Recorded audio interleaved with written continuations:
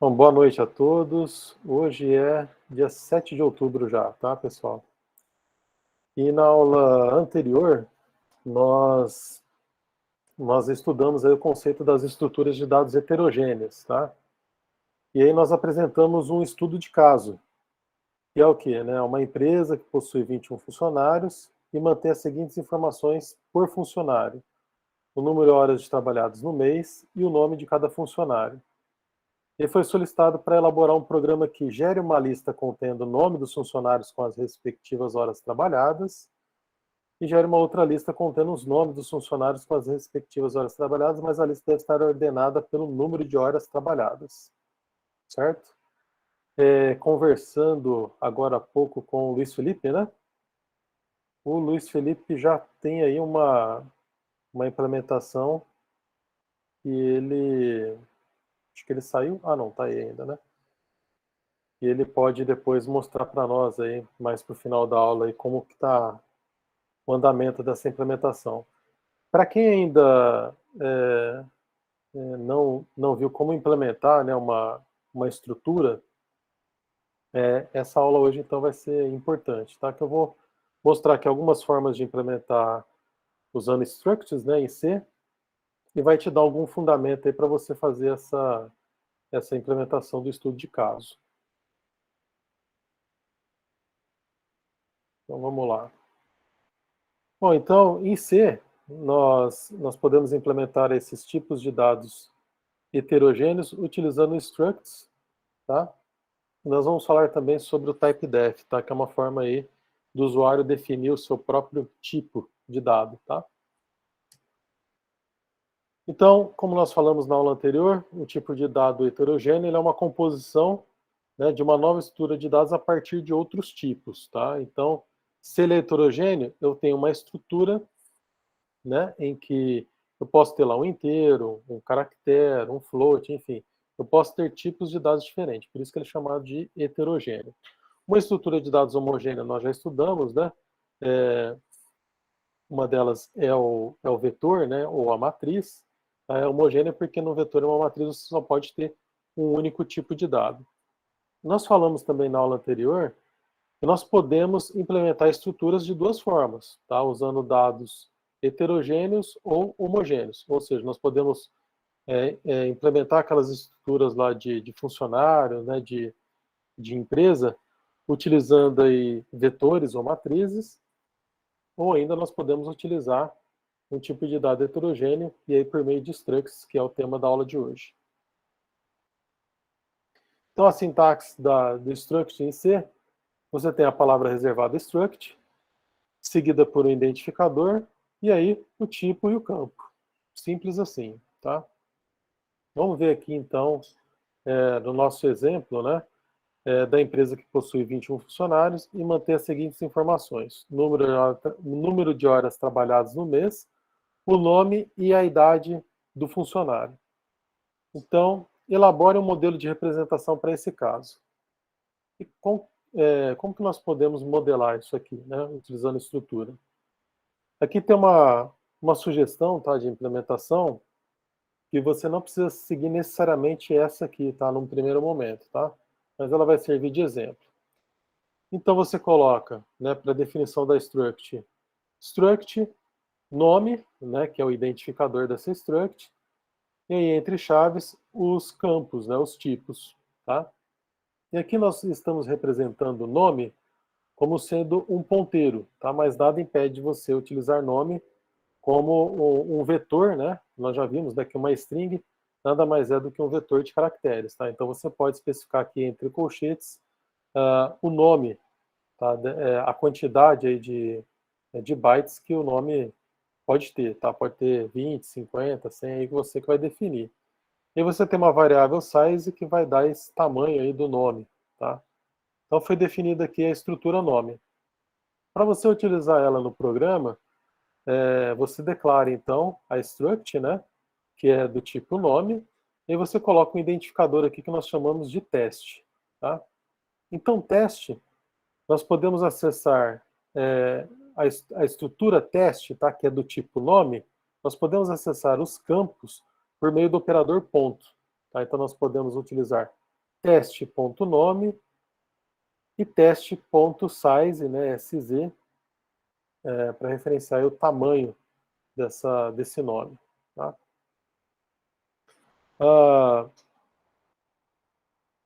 Então, algo que é importante, né, uma técnica de programação importante é o seguinte, e eu gostaria que você fizesse uma analogia, se você já está estudando tá, alguma linguagem de programação orientada a objeto, entre estruturas e classes, tá? Então, normalmente você não dá o acesso tá, para o usuário aí da sua estrutura para que ele acesse diretamente os campos da estrutura. Normalmente você faz isso por meio de métodos, tá? Ou ainda interfaces, tá? Por quê? Porque o objetivo é encapsular essa estrutura para que evite aí que seja feita aí alguma operação que possa corromper aí a nossa estrutura. Tá? Então, uma forma de encapsular é por meio aí de funções, tá? E se nós estivéssemos falando aqui em linguagem orientada a objeto, por meio de métodos, tá? Então nós temos aqui a função ler registro nome, que recebe uma estrutura, que é o nome, tá? Do tipo nome. Void print nome, que vai fazer a impressão, né, da estrutura, que também recebe struct nome. E assim por diante, tá? Read nome, write nome. E observa, tá, que para todas essas funções, elas terminam com nome, tá? Isso é uma boa prática de programação para que você saiba, né, que essa função ela está manipulando, ela serve para manipular ou fazer a leitura de uma estrutura que é do tipo nome, tá? Então é uma convenção aí interessante de ser utilizada. Outro ponto importante também é que nós não modificamos, como eu falei antes, né? Nós não podemos modificar diretamente aqui os atributos, tá? Ou os campos da estrutura. Para isso nós podemos utilizar, isso é muito comum, tá? Para quem já programa em Java ou C Sharp, utilizar o que? Os setters e os getters, tá? Os setters é para definir, então, é para você setar um valor para aquele campo. Então, se eu quero setar as horas trabalhadas na estrutura nome, então eu passo o nome da estrutura e passo aí as horas trabalhadas, tá? Observe que aqui na nossa estrutura nós não temos horas aqui ainda, tá? Então isso precisaria ser implementado. Ou ainda, se eu quiser retornar as horas trabalhadas, eu simplesmente passo como ponteiro, né, a estrutura nome, e internamente o getHoras vai trazer o resultado do atributo horas, tá? Mesma coisa para o getNome e para o setNome, tá? Você retorna o nome na estrutura ou você ainda faz um set, né? Em que é passado o ponteiro para a estrutura, um ponteiro do tipo char, né? Que é o nome aí que está sendo passado, e o int, que seria o número de horas, tá? Então, a ideia aqui é que você nunca acesse diretamente os valores da estrutura, tá? Então, esse é o conceito de encapsulamento. O mesmo ocorre se nós definirmos aqui uma estrutura pessoa, tá? E aí, pessoa, nós temos aqui o que? As horas trabalhadas e a idade, tá?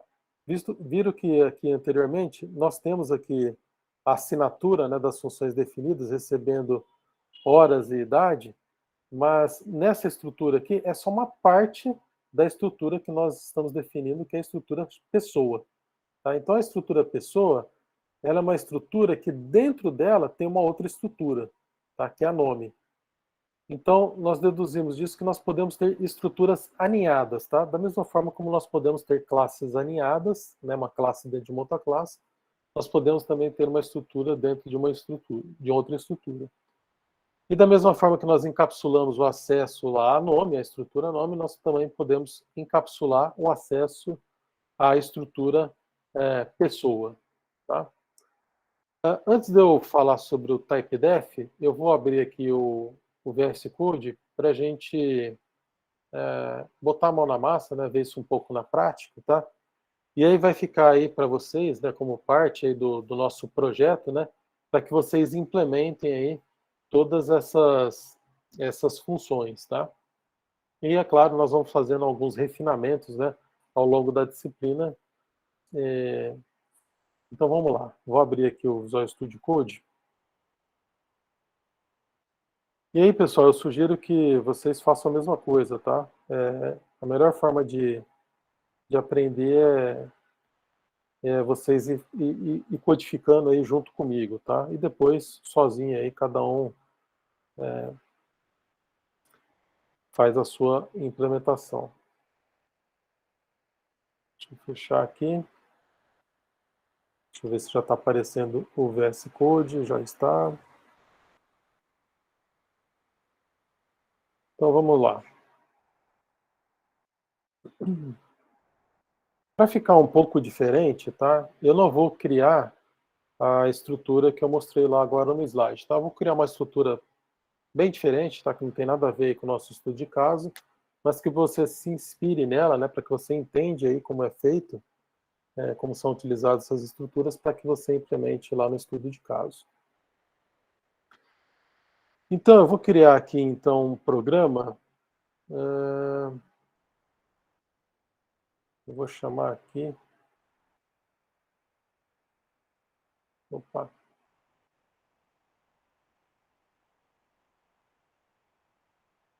De livros.c. Bom, o primeiro passo, né, vamos trazer aqui as bibliotecas que nós iremos utilizar, né? stdio, stdio, né?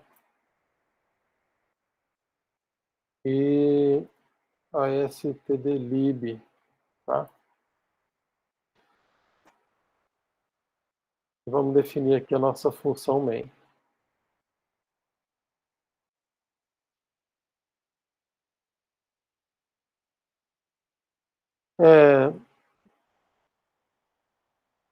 Eu vou definir, então, aqui uma estrutura para livros, tá? Eu quero que a minha estrutura tenha título, autor,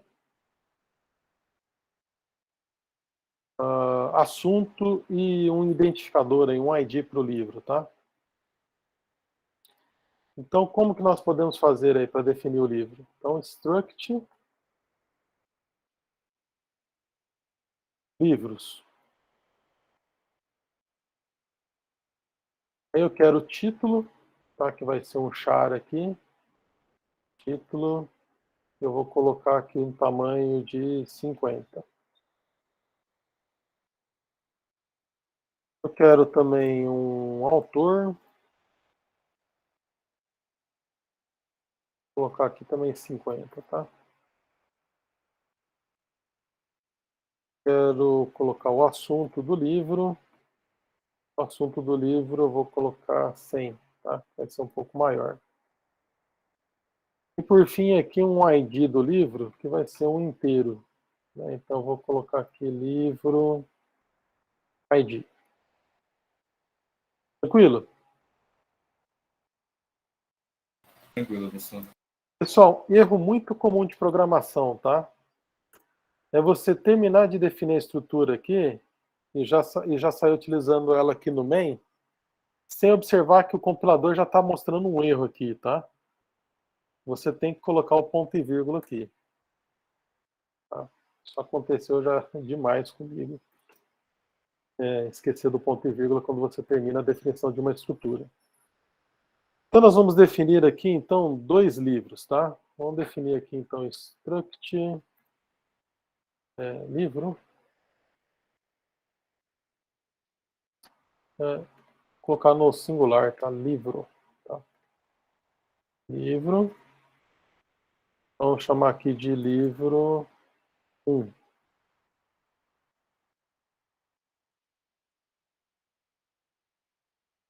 Vamos definir aqui livro 2, tá? A gente poderia fazer tudo numa mesma linha, mas acho que assim fica mais visual. Então declaramos aqui duas variáveis do tipo livro. Foi isso que nós fizemos aqui. Tá? Agora, eu quero passar aí valores, tá? Para livro. Alguém tem alguma ideia de como eu posso passar um valor aqui para o campo título na estrutura? Seria livro 1, ponto título, e aí o valor? Livro 1, É mais um ponto, chute, eu não lembro como é que eu acho o struct. ponto título, E aí igual ao você valor? entraria com o valor. Eu creio que é assim. Vamos pegar aqui C como programar. Vai dar menos de 50 caracteres. Professor? E aqui ele está dando aqui, ó, ele tá dando um erro aqui, né, para nós aqui. Alguém falou aí? Falou baixinho, eu não consegui ouvir.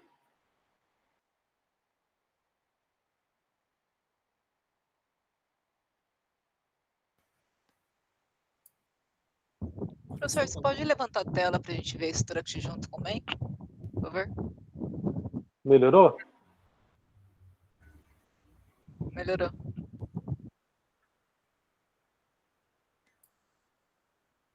Então, livro 1, ponto título, né? E ele deu esse erro aqui.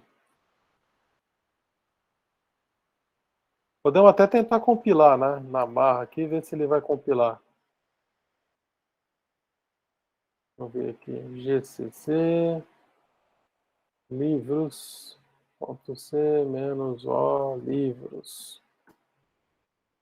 Deu erro lá mesmo, né? Ele está falando que nós temos um array, né, de caracteres que não é atribuível, ou seja, eu não posso atribuir direto o valor aqui. Professor, Hum, eu acho. O senhor quer atribuir direto o valor do nome do livro ou tem que digitar ou só atribuir mesmo? eu quero atribuir esse valor aqui a título. Quero passar isso para cá. Pelo que o compilador está falando aqui para nós, a gente teria que fazer um for, né? É um for E com. percorrer, né? É isso? Eu pensei isso, mas eu ia fazer com o scanf, né? O scanf? Mas não, mas para passar direto eu não sei. Porque para passar Eu faria com for também, professor. porque se você vai passar uma struct inteira, uma string inteira para um char, não sei se vai no C. E aí, alguém tem uma sugestão aí? Eu Você faria não tem com que for. abrir os conchetes e enviar desse jeito? Título entre conchetes, quantos caracteres tem nessa string que você está passando? Sim. Passar assim, 50? 50 seria massa, mas sim, desse jeito para o erro. Dessa forma aqui? Vamos lá? Eu acho que o mais certo seria contar quantos caracteres que tem, mas tudo bem. Ah, acho que vai dar menos 50. 1, 2, 3, 12, 13, 14, 15, 16. Mas ele ainda está. O que ele está falando aqui?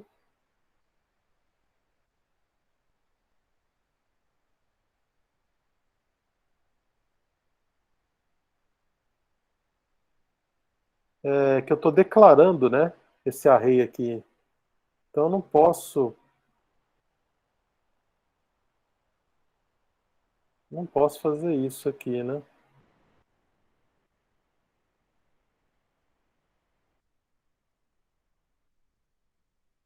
Se ele é um vetor, eu poderia passar assim. Você pode usar a biblioteca de string e fazer um string copy. Exatamente, tá? Se fosse uma linguagem aqui como o Java, né? A gente faria aqui né? Passa direto, né? Mas no caso do C, a gente tem que usar uma função mesmo, né? A strcpy, a string copy, como a Ana falou, tá? Então vamos lá.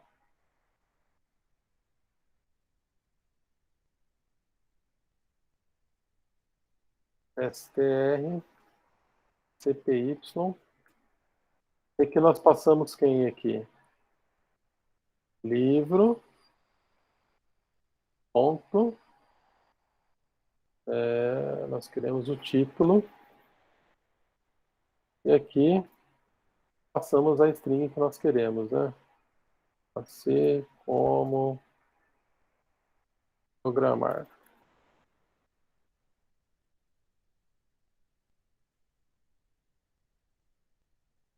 O que essa função aqui vai fazer? Ela vai fazer, alguém falou aí, né? Pô, a gente teria que fazer um for, né? Basicamente, internamente, ela faz isso, né? Porque ela vai copiar cada um dos elementos do vetor, né? Para copiar para cá.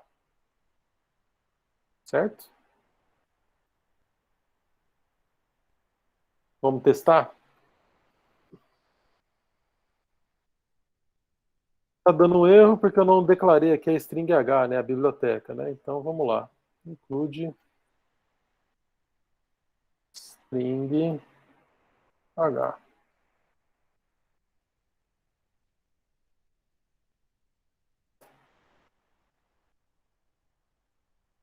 E ops, vamos executar isso aqui. Ponto barra livros. Passou, né? Não deu nenhum erro. Fazemos então o mesmo agora para o restante dos campos.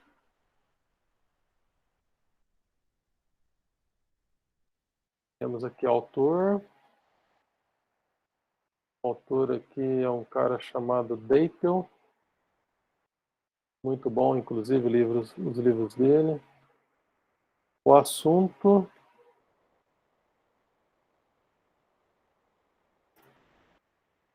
Ó, programação. C. E agora sim, agora o ID. O ID eu acho que eu posso utilizar essa anotação aqui, né? Livro 1, ponto, livro ID. E o ID dele, sei lá, vai ser 1. Certo? Tem que trocar o autor ali para o assunto. Não entendi, tem que trocar o autor? É, Opa, o assunto. verdade. Aqui é o assunto. Isso. Bom, fazemos a mesma coisa aqui para o livro 2, tá? Vamos só mudar aqui, colocar aqui Java, programação em Java. Pronto. Livro 2. Ok. Agora eu quero imprimir os valores, tá?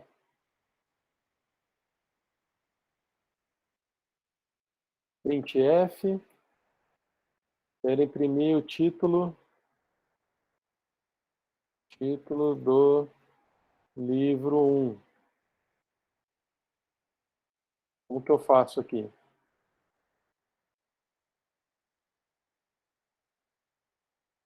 Percent S, né? Vírgula, livro 1, ponto, título.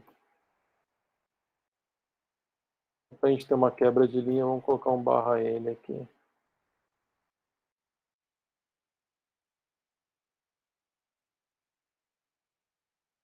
Era o título, autor, né? Autor.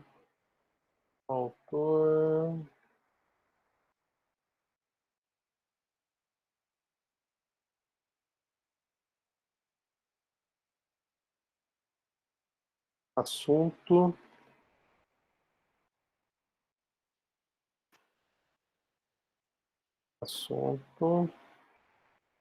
E ID. Estou formatando aqui. O ID é um percent D aqui, né? Livro ID. Vamos só testar. Funcionou. Livros. Está aqui, livro 1, Java como programar. Autor do livro 1, Deitel. Programação em Java. Título do livro 1. Título não. ID, né? ID aqui do livro 1. Bom, só para a gente continuar o exemplo aqui, a gente faz a impressão aqui do livro 2 também.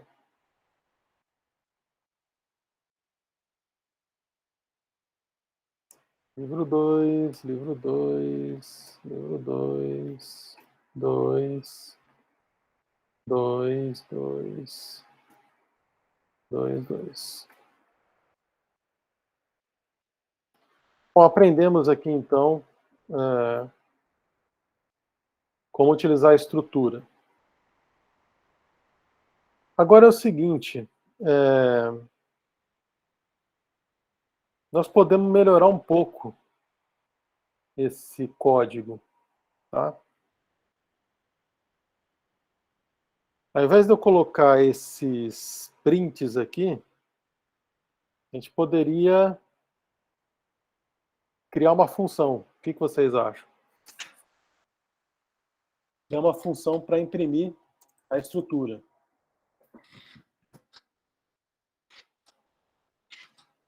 Parece bom.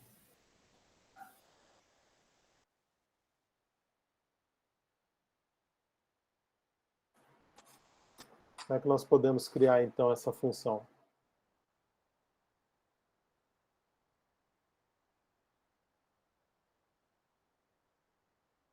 Imprime livro? Void? Imprime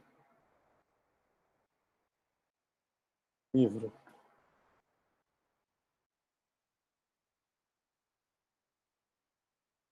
E vai receber o que aqui, imprimir livro? Como que eu passo livros ali? Posso passar assim direto aqui, ó? Livro? Sim ou não?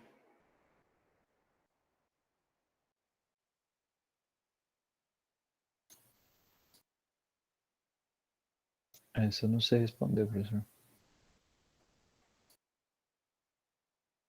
Se você não tiver o typedef, você tem que escrever struct livro e o nome do que você quer tratar ela dentro do procedimento. Aqui eu tenho que passar que é uma estrutura, né? Struct livro. É isso?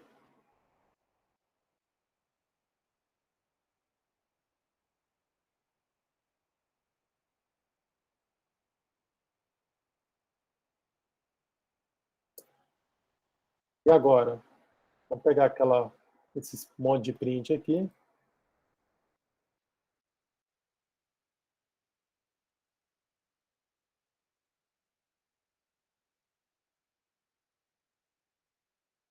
E joga para cá. Livro, livro, livro e livro. E livro, né? Livro.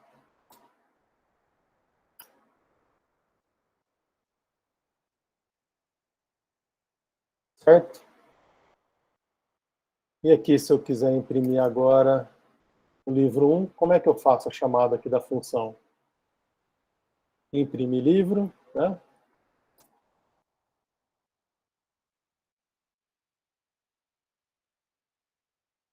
Passo o livro, só isso. Livro 1. E ele vai imprimir, né? Só comentar isso aqui.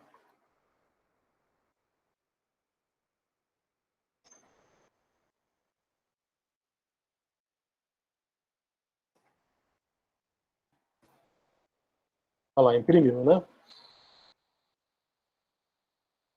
Bom, então nós vimos como criar a estrutura e como passar ela como parâmetro em uma função procedimento. Alguém enxerga, assim, algum problema nisso que nós fizemos agora?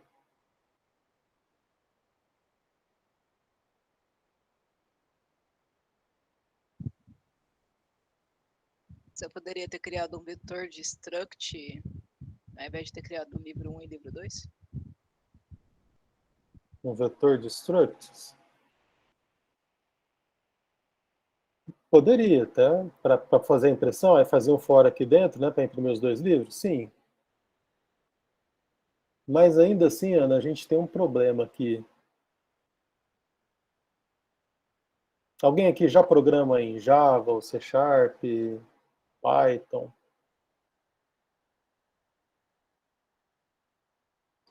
Pessoal, numa linguagem orientada a objeto, quando você passa um objeto para um método, o que você está passando? Você está passando os valores ou você está passando a referência? Alguém sabe me dizer isso aí? Você passa o objeto, a referência. Exatamente, tá? Pergunta aí de prova, concurso, que tipo, objeto é sempre passado como referência. E aqui, tá? Se a gente fizer uma analogia que a nossa estrutura aqui ressembla aí uma classe, né? E que nós instanciamos aí um objeto, né? Dessa estrutura. O que nós estamos passando aqui é a estrutura, né? A gente está copiando, né? O compilador ele vai copiar todas as informações aqui, né? Do livro, certo? Tudo isso aqui, ó, ele vai copiar para cá.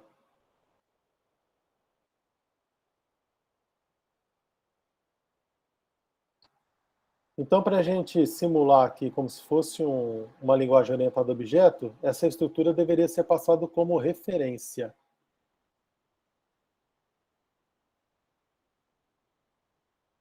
Como que nós podemos fazer isso?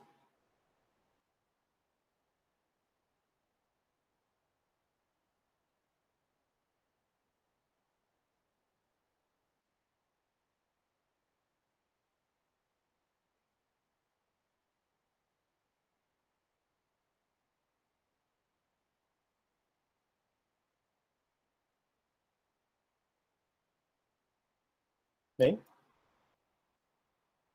Ninguém? Isso fica bem.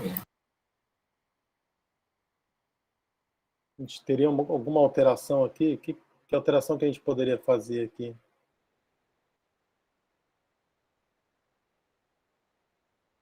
Que operador que nós poderíamos usar aqui? Se eu quero passar o ponteiro. É o asterisco. O asterisco.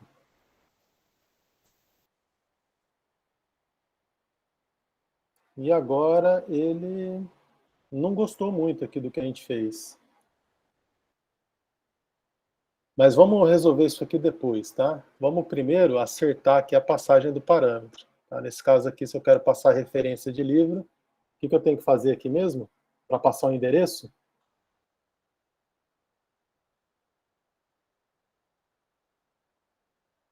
Quero passar o endereço de livro 1. E comercial? E comercial. Beleza. Isso aí. Está estudando. Usei o e-comercial, passei o endereço de livro. Então tá. Agora aqui ele não gostou. Ele falou, né? Está falando assim, a expressão deve ter uma estrutura ou um tipo estrutura ou tipo union. Ele não entendeu isso aqui, tá? Pessoal, o que acontece é o seguinte, tá? Quando nós utilizamos uma estrutura como ponteiro, o operador que nós utilizamos para acessar cada um dos atributos é o operador seta. Vocês vão ver muito isso aqui, tá? Em disciplina aí na disciplina lá de estrutura de dados, né? Principalmente quando for implementar lá uma árvore binária, né? Normalmente a gente passa a referência, não passa a estrutura completa. Então, utiliza só o operador seta, ou seja, porque nós só trabalhamos com referências, tá? Então, passo aqui o título.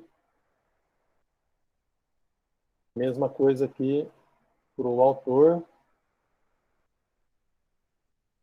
O mesmo aqui para assunto. E o mesmo aqui para o ID. E se a gente não esqueceu de nada aqui, deve funcionar. Vamos compilar aqui. Funcionou. Então, isso é uma questão importante, tá? Então, as estruturas, elas podem ser passadas aí como parâmetro em uma função ou procedimento, ou por valor, ou por referência, tá? Preferência é que você passe sempre por referência. para que você passe o endereço, né, da estrutura, porque você evita aí, né, acumular valores lá na pilha. Isso a gente vai falar Professor, mais para frente. Pois não. o seu trabalho lá do Caso Palavras tem que passar como referência ou Não necessariamente, tá? não Fica a seu necessariamente? critério. Não, fica a seu Oh, critério. ok, obrigado. Tá? Mas você viu que, né, se você tiver uma matriz lá gigantesca, né, acho que passar por referência é a melhor forma. Bom, vimos aqui então. Alguém ficou com alguma dúvida aqui de como a gente declara uma estrutura?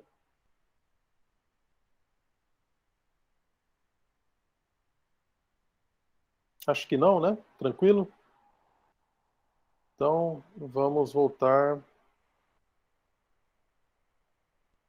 para o slide.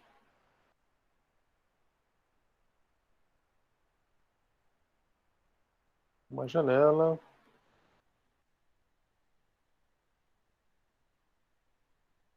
Bom, e o que são esses tipos definidos, né? O type-def, tá? É como se você desse um alias, tá? Para um tipo, tá? Que você está utilizando, tá? Então, a sintaxe é type-def, nome do tipo, tá? Pode ser inteiro, pode ser um char, e o nome dele, o nome desse tipo. Tá? Então, por exemplo, quero declarar aqui variáveis aqui do tipo inteiro, tá? Então, o tipo primitivo em C é o int, tá? Só que o type-def, ele permite eu criar um alias, tá? Para esse tipo int, que nós chamamos aqui de inteiro. Então, declarou aqui type-def int inteiro. Quando eu for declarar as variáveis do tipo inteiro, ao invés de eu usar o int, eu uso agora inteiro. Então, inteiro A, B e C. Criei três variáveis aqui do tipo inteiro, que são do tipo int. Tá? O mesmo ocorre aqui para o tipo float, né, que é um real. Tá? Isso aqui calha bem, né? Inclusive, se você estiver programando aí tudo em português, né, acaba sendo um recurso interessante, né? Você criar esses alias, né? Mas eu, pessoalmente, eu prefiro programar tudo em inglês, tá? Eu acho que fica menos bagunçado o código. Fica mais legível, na verdade. Então, como que nós utilizamos aí o type-def no contexto da estrutura? Tá? Então, a definição da estrutura, que nós já vimos antes. Tá?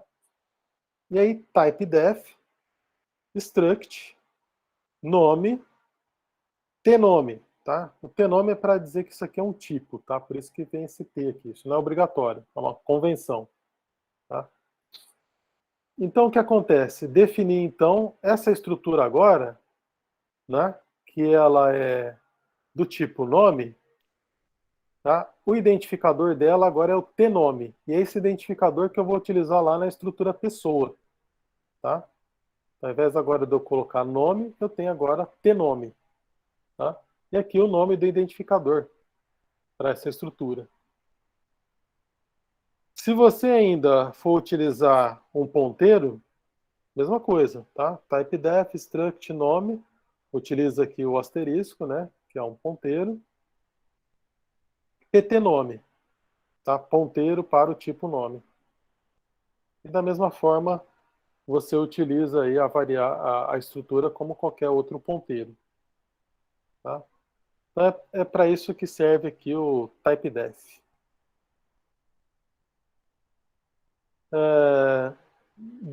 Então, assim, como que é feito, então, né, dando sequência aí na nossa técnica aí de programação, utilizando a encapsulação aí da estrutura, tá? Professor, eu tô com uma dúvida. Pois não. Quando você usa ponteiro, você está mandando por referência, então você não precisa usar uma função que vai retornar struct? Uma função que vai retornar um struct? Não precisa, né? Porque se eu estou passando por referência, né? Então o valor que for alterado dentro da função, ele vai estar na struct que foi chamada, né? Porque a passagem é por referência. Então você não precisa retornar uma struct na sua função. É essa a pergunta? Exato. E essa é a forma correta de programar todas as structs? Mudando Sim. tudo dentro de funções void? Por que é dessa forma, né? Porque assim, a gente tira um overhead, né, de passar, de ocupar memória, né? Porque se eu retornar uma struct, né, fazer um return de uma struct, eu vou estar retornando uma cópia da estrutura. Então não é necessário fazer isso. Então se eu estou passando como parâmetro a estrutura aqui na lista de parâmetro, não preciso retornar ela, né? Não preciso ter aqui no lugar do int aqui um pt nome, tá? Você pode usar o retorno aqui da função, no caso, o int para, por exemplo, olha, se retornou 1 é porque foi lido o registro corretamente, se retornou 0 incorretamente, ou o contrário, tá? Melhor o contrário. Retornou 0, tudo deu certo, se retornou diferente de 0, ocorreu um erro, tá? Essa é uma forma.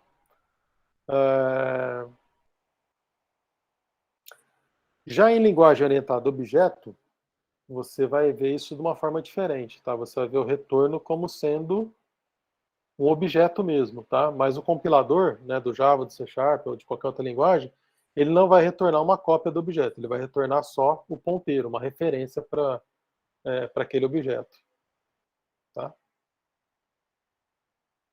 Perfeito? Então essa aqui em C é a melhor prática, tá? Você passa o ponteiro, tá? É a performance muito melhor. Tranquilo? Sim, professor. Alguém ficou com alguma dúvida? Foi boa a dúvida da Ana aí, Você pode tá? voltar um slide anterior, por favor? Posso. Obrigado.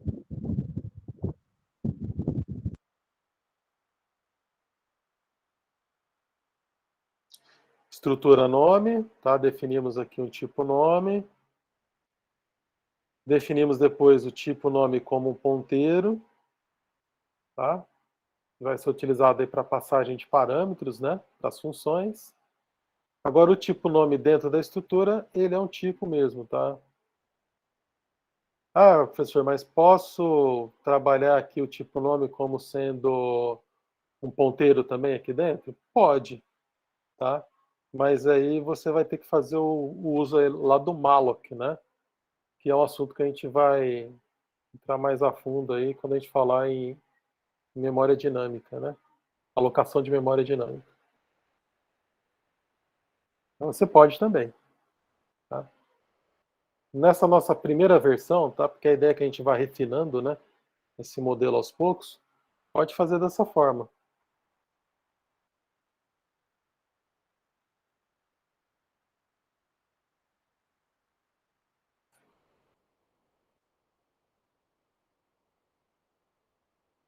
Ficou com alguma dúvida aqui, Ana? Na definição da estrutura? Quando eu tentar implementar isso no código, vou ficar, com certeza. Isso, faz isso mesmo, tá? Isso que é legal, já vai implementando, tá? Essa é a ideia. Esse slide eu já subi lá no SIGA, tá, pessoal? Quem quiser ir acompanhando por lá também, fica melhor a visualização, né?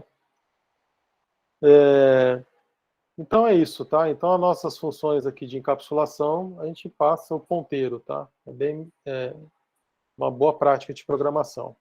A gente emula mais aqui a programação orientada a objetos, tá? Bom, em termos de projeto, né? De software, tá? Essa figura aqui, você olha ela de baixo para cima, tá? Então, o primeiro passo é definir as estruturas de dados. É o que nós fizemos agora. Definimos aí a estrutura de dados. O acesso a essa estrutura de dados vai se dar por meio de funções. Essas funções aqui. Tá? Funções ou procedimentos, tá? Esse aqui é um procedimento, tá? Então, nunca direto. Tá? Então, nós temos uma camada aqui, tá? fazendo um paralelo também, tá, no paradigma orientado ao objeto, é como se nós tivéssemos aqui, nós estamos componentizando, tá? Nós estamos criando interfaces, tá?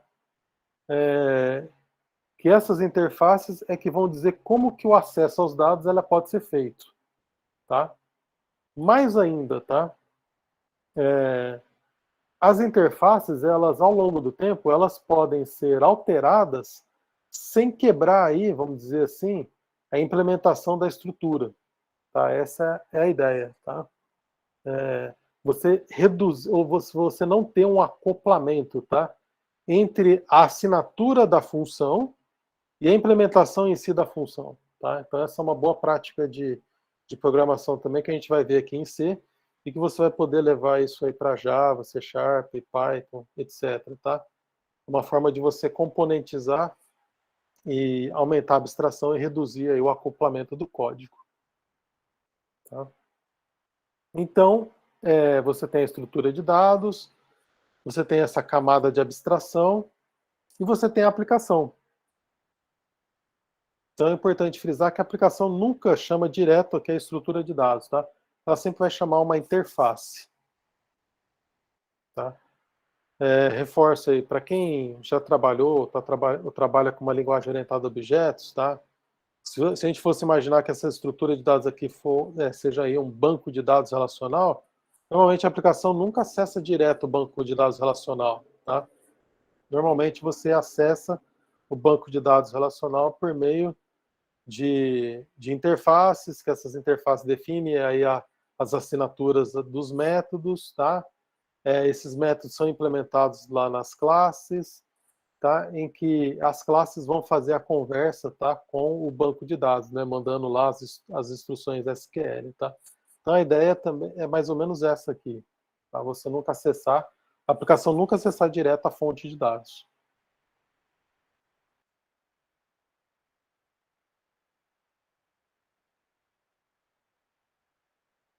Entenderam isso?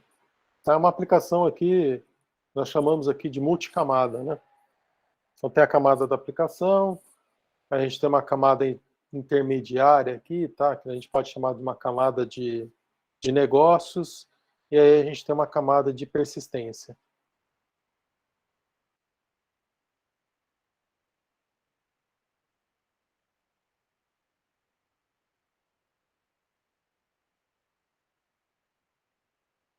E aí, como eu falei antes, né? Caso seja alterada a representação do dado, é possível manter a compatibilidade da interface, né? Com outras aplicações já desenvolvidas, tá? Então, é uma boa estratégia aí de desacoplamento. Alguém ficou com uma dúvida?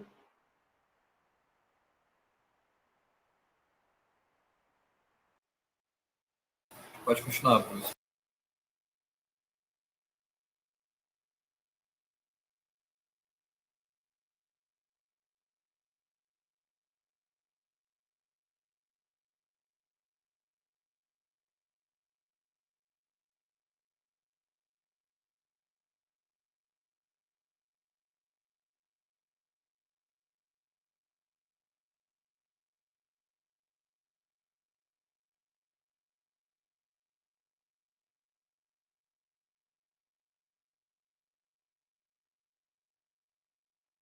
Caiu a minha conexão. Ah, tá. Eu tava até aqui, mas o prof travou, agora sim, voltou. Aí, porra.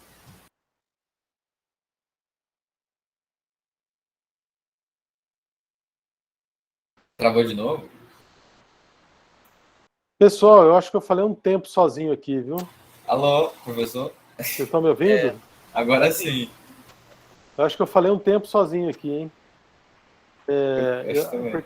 Porque eu não percebi que a minha conexão tinha caído, tá? E ela caiu. Por sorte, eu tenho um outro roteador aqui no condomínio, porque o meu roteador aqui do apartamento, ele caiu e não quis voltar, não. Depois eu vejo o que aconteceu aqui. Então, eu vou retomar a explicação, né? Espero que não tenha dado um problema na gravação da aula. Não, mas... Não. Essa parte aqui, eu falei, né? Que a ideia é que você passe aí os ponteiros, né, para as estruturas. E aqui eu falei sobre essa arquitetura em camadas, né, em que a aplicação nunca acessa direto a estrutura de dados, né, a fonte de dados, tá? Sempre tem uma camada intermediária aí, que essa camada ela é uma abstração, né, da fonte de dados, né, das estruturas de dados que é manipulada pela aplicação, tá? É como se uma analogia aí, né, se a gente tiver uma aplicação aí que a persistência dos dados é feita por meio de um banco de dados relacional. Então você tem a aplicação, você tem uma camada de negócios, né, que tem as interfaces, as classes que implementam essas interfaces, né, e as classes que fazem a comunicação com a camada de persistência, e a camada de persistência faz a comunicação com o banco de dados relacional. Então, você tem lá um ORM, né, um Framework Objeto Relacional, que faz essa tarefa aí para a gente. Então, essas camadas, elas promovem aí o baixo acoplamento, tá, da aplicação, baixo acoplamento de código. E o que é interessante disso é que, se você eventualmente aqui mudar a estrutura de dados, tá, a estrutura, né, da struct ou de uma classe, etc. e tal, e você não mudar a assinatura da função, o seu código, a sua aplicação não quebra, tá? A ideia é essa, tá? Ou seja, você pode ter aí alterações nas assinaturas, tá? Dos métodos que implementam essas interfaces, de forma que você não quebra, tá, o acesso entre essas duas camadas. Perfeito? Entenderam aí o porquê dessa importância, tá, da gente implementar isso aí? Em Java, C#, você teria aqui interfaces, tá? Essa camada aqui, tá? Que são implementadas por meio nas classes, tá? Em C, você vai ter o que? A definição das assinaturas lá num arquivo que é um header, né? Que é de cabeçalho. E vocês acreditam que já devem estar utilizando isso aí. Então a ideia é que vocês façam isso, tá? Definam aí as assinaturas das funções no header e a implementação, né, da função no arquivo .c mesmo, tá? Professor, eu acho que é legal se tiver uma aula ou um PDF, se tiver algum PDF ensinando a fazer isso. Sobre o uso de cabeçalhos, do header?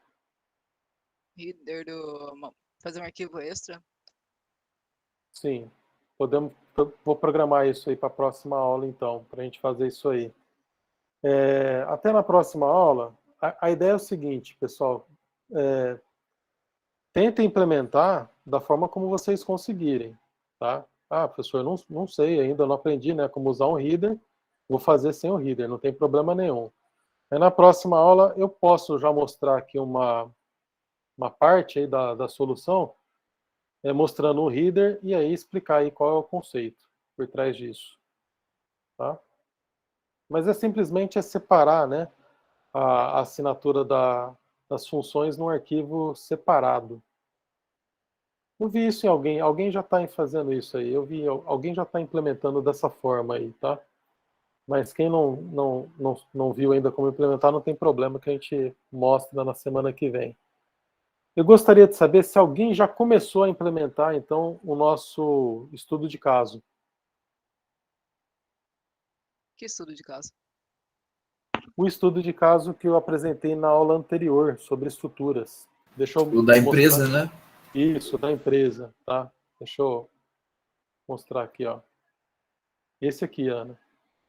Então, uma empresa possui 21 funcionários e mantém as seguintes informações: número de horas trabalhadas no mês e o nome. Então, você Eu tem um ainda programa... não terminei o caça-palavras. Ah, não, vai acumulando aí no seu backlog. Professor, Aí é eu não tenho difícil. multinúcleos, professor. Meu cérebro é só Eu um. não tenho hyperthread, então, professor. É um por vez. Coloca aí, tá? Vocês já devem estar utilizando, já tiveram alguma disciplina em engenharia de software aí que utiliza Scrum? Coloca Não. no post, Professor, a gente tá no coloca, segundo semestre. coloca o post-it ali, ó, pá, né? Esse aqui tá para fazer, esse aqui já tá fazendo, esse aqui já tá pronto. Quem não conhece ainda, eu sugiro aí que dê uma olhada, tá? Metodologias ágeis, é bem interessante. Mas é isso, pessoal, assim, então, assim, isso faz parte do trabalho, né? Que vai ser entregue ao final da disciplina. Pessoal, muito simples, tá? Aqui, tá? Eu vou repassar aqui, tá? O slide também está lá no Cigar, tá? Vocês podem olhar. Mas o que nós queremos aí é que vocês criem, né, os registros, tá? Essas structs aí, para fazer a manutenção de funcionário de empresa, tá? Aqui está o pseudocódigo, você pode se inspirar nele para montar. Aqui está a encapsulação, tá? Com as funções definidas, né? Criar a estrutura, né? Criar um funcionário, ler funcionário, atualizar o funcionário, apagar ele, gravar ele, tá? E gravar ele vai ser mais para frente, tá? A gente vai gravar ele em um arquivo texto, tá? Aqui está uma sugestão aí de como você pode implementar a estrutura, né? Funcionário. E aqui uma sugestão de como você pode implementar a estrutura com empresa com os 21 funcionários, tá? Não comentei aqui na aula antes, tá? Mas isso é intuitivo, tá? Mas qualquer tipo de dado em C, ele pode ser um vetor, tá? Logo, uma estrutura também pode. Tá? Então, se você tem lá 21 funcionários, você vai ter uma estrutura, né? Do tipo vetor com tamanho 21. Então, esse aqui é o nosso estudo de caso. E aqui, nessa aula, nesse slide aqui, já está te dando uma ideia aí de como implementar. Sobre as matrizes aí, tá todo mundo conseguindo implementar? Deixa para implementar a busca em diagonal por último, tá? Não esquenta a cabeça com isso agora, não. O arquivo falou só cima para baixo, um lado para outro, professor. Isso. Professor. Isso aí. Diagonal da onde? Já está pronto aí? Já tem Professor, alguém já que tá quer só... mostrar? Eu tô tentando construir, professor. Eu não Você consigo, colocar um monte de coisa em cima, professor. eu não consigo fazer encontrar a sequência que eu quero. Por exemplo, CBA. Agora para botar CB, procurar as letras CBA, só que ele não pega exatamente essa sequência. Ele mostra todos os 6 da matriz, todos os D, todos os A. Ela tá vendo isso ainda. Por Entendi. enquanto, eu só consegui implementar a busca da esquerda para a direita. Já tem uma lógica aí, né? O resto é só modificar, mas ainda não deu tempo. Porque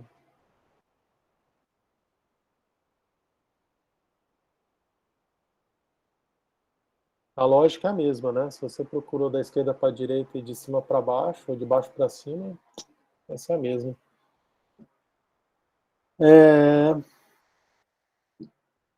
Se não me engano, o Luiz Felipe, ele já começou a implementar aqui o nosso estudo de caso. É isso, Luiz Felipe? O professor Luiz teve que dar uma saidinha, ele me avisou aqui. Ah, ele saiu. Meio urgente. Mostrar. Alguém já começou a implementar?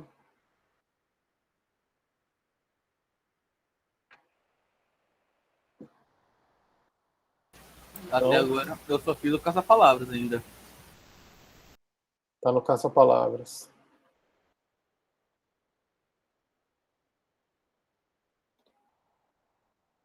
O caça-palavras,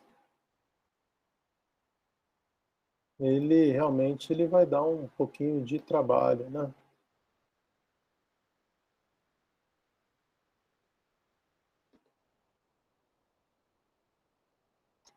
Deixa eu mostrar aqui, sem muitos detalhes, o que é um arquivo reader, tá? Só para... Falando com as palavras, por onde que a gente envia depois, quando terminar, para o senhor dar uma olhada? antes de enviar oficialmente? O caça-palavras e o projeto, tá? O caça-palavras, ele deveria ser entregue antes, tá? Mas porque assim, eu sei que cada um está num ritmo diferente aqui na disciplina, tá? Por N razões, então vai ser entregue tudo em um arquivo só no final, tá? E o que eu vou pedir para vocês entregarem é em um PDF mesmo, tá? Então vocês vão entregar aí o estudo de caso e o caça-palavras lá, né? Você vai criar lá uma seção à parte e vai printar o código lá. Tá? E aí, é claro, né, que não basta só entregar, tá? Depois eu vou sortear aleatoriamente aí, né? Quem vai explicar um pouco aí, né, do caça-palavras, né? Então é bom que não façam Ctrl+C, Ctrl+V, tá? Tenta implementar mesmo. Mas vai ser entregue tudo no final, tá? E vai ser lá no cigarro mesmo, tá?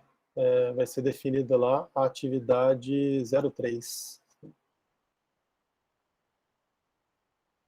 Tá? As Mas provas... antes disso, a gente pode enviar para o senhor dar uma olhada? Pode, fica à vontade. Pode mandar lá pelo Discord mesmo, tá? Eu posso colocar no GitHub? Pode também. Posso, obrigado. Pode, claro. Bom, deixa eu mostrar aqui então, de forma sucinta, tá? O que é o arquivo de header aí, só para...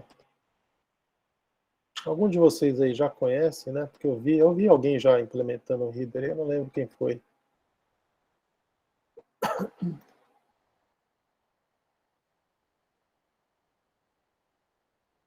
Então, o arquivo header, né? Ele é um arquivo aqui, por exemplo, funcionário, né? Funcionário.h. E aí você define a assinatura dele, tá? Das funções aqui nele, tá? Você não implementa ele, tá vendo? Não implementa, só define a assinatura das funções ou dos procedimentos. É isso que você faz. Tá? Aqui, Ana, ó, que interessante, né? Que você havia perguntado. Aqui nós temos uma função que retorna um ponteiro, tá? Que é a função que inicializa aqui o funcionário, tá? Mas isso depois a gente vê. Tá? Então, o arquivo de header, ele só define a assinatura. E como que você utiliza ele lá no arquivo .c? Tá? Você faz o include. Tá? Include, se ele estiver no mesmo diretório, você usa aqui o ponto barra. Tá? Se você estiver usando, né, ponto barra e o nome do header. Tá? E aqui no arquivo você implementa ele. Né? Por exemplo, cria funcionário aqui. Ó. Vou voltar aqui. Cria funcionário. Né? Aqui você implementa a função para criar o funcionário. Tá? O que mais que eu tenho aqui no header também? Eu tenho a estrutura, né? Ela pode ser definida aqui também. Então, aí tanto a variável ter funcionário quanto o ponteiro pode ser definido aqui. E lá no funcionário.c você vai, enfim, fazer uso dessas estruturas lá. Certo? Então essa é uma sugestão aí. Mas se ficar complicado, faz tudo no arquivo C por enquanto, tá? Depois você pode desmembrar. Tá? Inclusive é a minha sugestão. Implementa tudo no arquivo C, e depois você leva aí as assinaturas lá para o arquivo .h.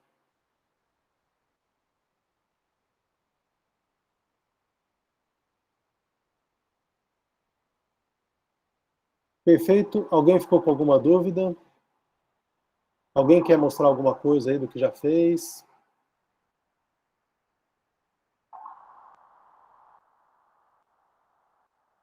Não? Eu não. Eu tenho que começar. Professor, o senhor quer então a entrega dos dois arquivos juntos, né? Isso, a entrega vai ser uma só, tá? Tanto do caça-palavras quanto do nosso estudo de caso, entrega em um arquivo só. Entendi. O senhor eu não vou conferir se o senhor já mandou no Discord o estudo de caso, no caso. O estudo de caso, ele tá lá no SIGA, o PDF. Ah, tá no né? SIGA, né? Então, Isso. beleza. Então. Tá lá no SIGA. Obrigadinho. Deixa eu ver. Mais aqui. Eu poderia.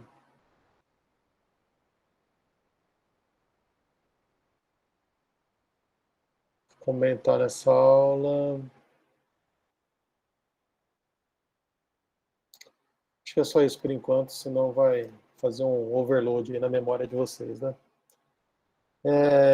Eu vou, se vocês quiserem, eu posso enviar aí o código do livros aqui, da estrutura de livros que a gente acabou de criar. É necessário? Acha que não?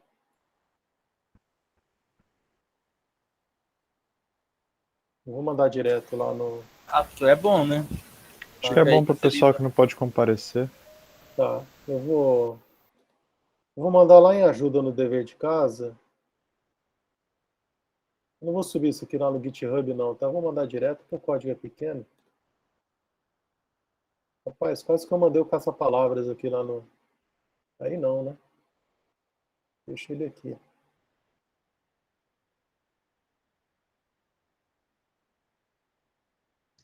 Só para confirmar, então, o caça-palavras não precisa ter referência. Não precisa. Pode passar direto lá, tá? Porque assim, isso é uma matriz relativamente pequena, né? Então a gente não tem esse problema.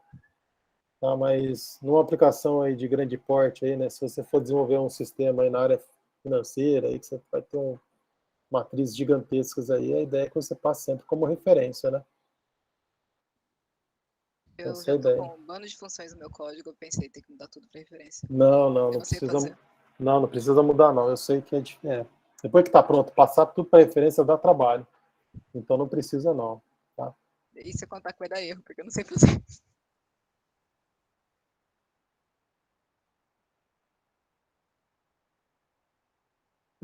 Não, eu mostrei, viu, Ana? Eu mostrei na aula lá de vetores e matrizes.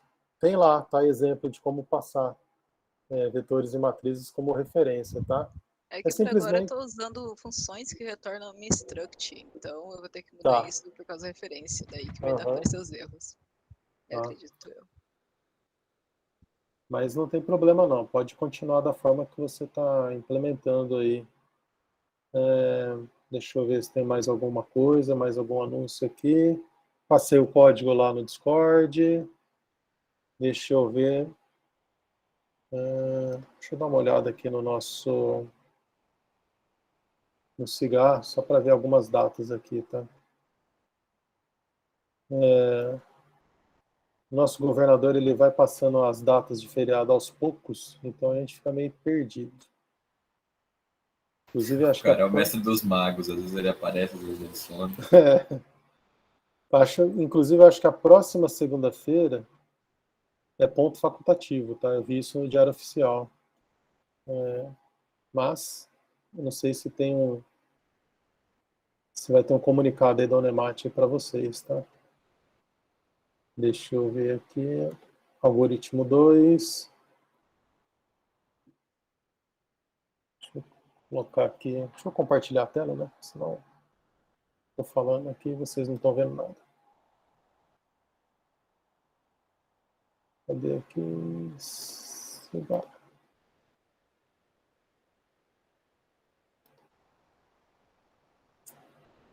Tópicos de aula.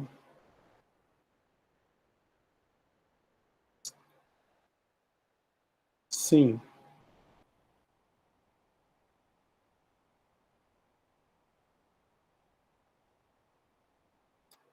Estão enxergando a minha tela aí, o cigarro? Sim. Sim, sim. Nós vamos ter uma mudança aqui, tá? De ordem aqui, tá? A prova 1, que estava lá para novembro, eu vou alterar aqui no cigarro. Acabei de alterar aqui no cigarro, que eu tenho que fazer um shift aqui para baixo, que é ruim, tá? Mas a prova 1, eu vou agendar ela para o dia 21/10. 21/10. Deixa eu... Sem ser na semana que vem, na próxima, né? Exatamente. Então, próxima semana, 14/10. Né? 14/10. É, isso mesmo, né? O 12 é o feriado, 13, 14. É no dia 21/10. Essa semana, inclusive, nessa semana aí, que vai ser a semana do dia 18, 19, por aí. É a semana que eu vou aplicar prova em todas as disciplinas. Aí. Então, nossa prova aqui de algoritmo 2 e laboratório de programação 2, já fiquem preparados aí para o dia 21/10. E o que vai cair na prova, tá? Até o que a gente viu até o momento. Tá? Até a aula do dia 14/10, tá? Em que a gente vai falar um pouco mais aí sobre programação estruturada, técnicas de programação. Então, minha sugestão é que você vá revisando, tá? Todo o conteúdo, desde matrizes, funções, tá? Ponteiros, tá? Ponteiros é um assunto que normalmente dá um nó na nossa cabeça, tá? Revisa bastante, implementa, tá? A prova ela é tanto conceitual quanto envolve código também, tá? Então, agendado para o dia 21/10. Perfeito? Tá, eu vou alterar isso aqui no Cigar. Nessa semana vocês têm prova já agendada? Acredito que não, né? Vocês já devem ter feito já algumas provas, né? Acho que 21 eu não lembro. Deixa eu ver aqui rapidão. A da Santina ficou para quando? Nós temos início 27, de cálculo, dia 13. Temos uma produção de texto, prova. Ficou para quarta-feira. Não sei qual que é o dia de quarta-feira. E a prova de cálculo está para dia 27.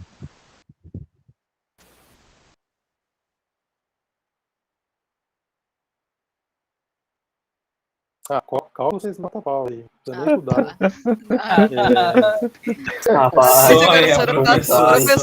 Só a lista que ela passou é 50, é mais de 50. São 50 questões por Não, é mais de lista. 50.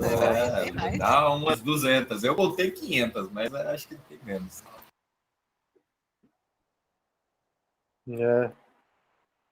Mas eu garanto que a prova aqui de algoritmo 2 aqui, ela é tranquila, tá, pessoal?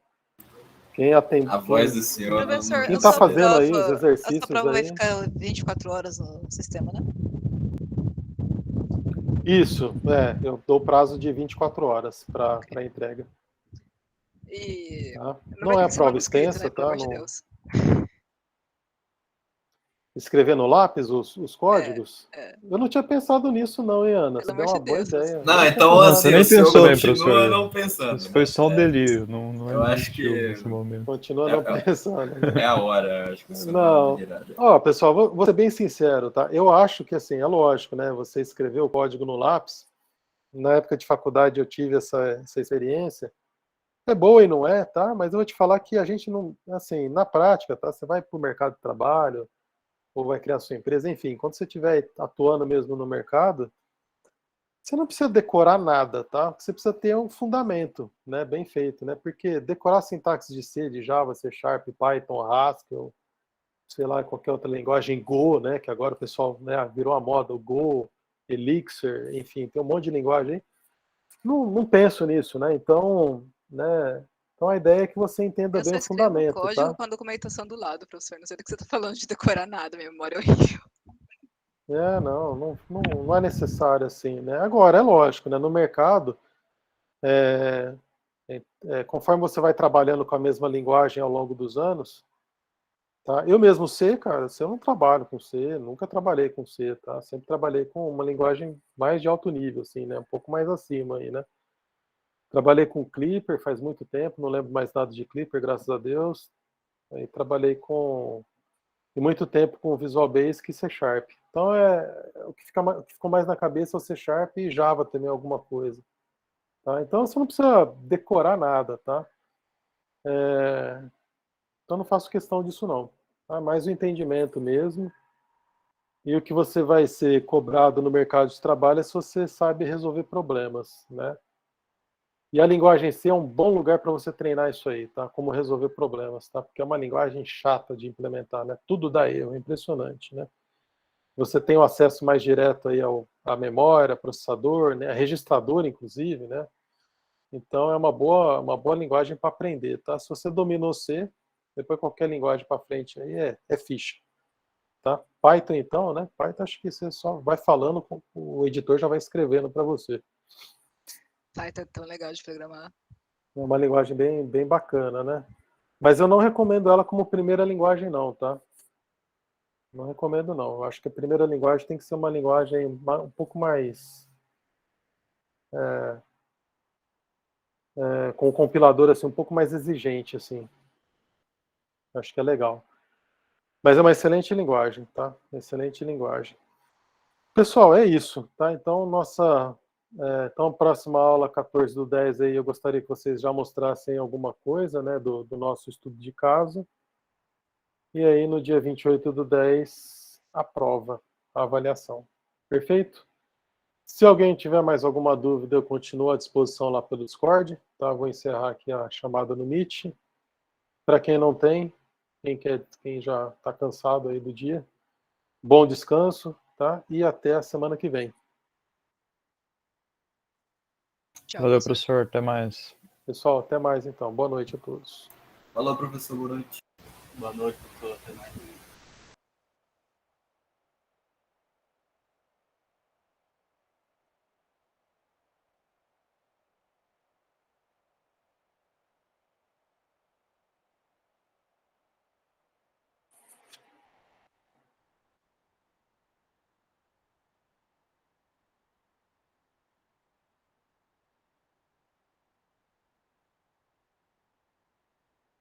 Alô? Alô? Ah, o pessoal já tá indo já. Ô Luiz, tem alguma dúvida aí? Estou à disposição. Professor, só uma única dúvida só. Em relação àquela a tarefa que eu estava falando com o senhor antes de começar a aula, eu queria, que eu tô apanhando demais para registrar tipo, o nome completo da pessoa com as aspas. Tipo Para assim, você armazenar? isso, eu vou registrando o nome completo, quando eu registro um completo, quando eu registro só um nome só ou junto, aí vai tranquilo, entendeu? Você quer compartilhar a sua tela aí para a gente ver? Deixa eu ver aqui. Deixa eu só parar a gravação aqui, senão vai ficar muito longo o negócio. Interromper gravação.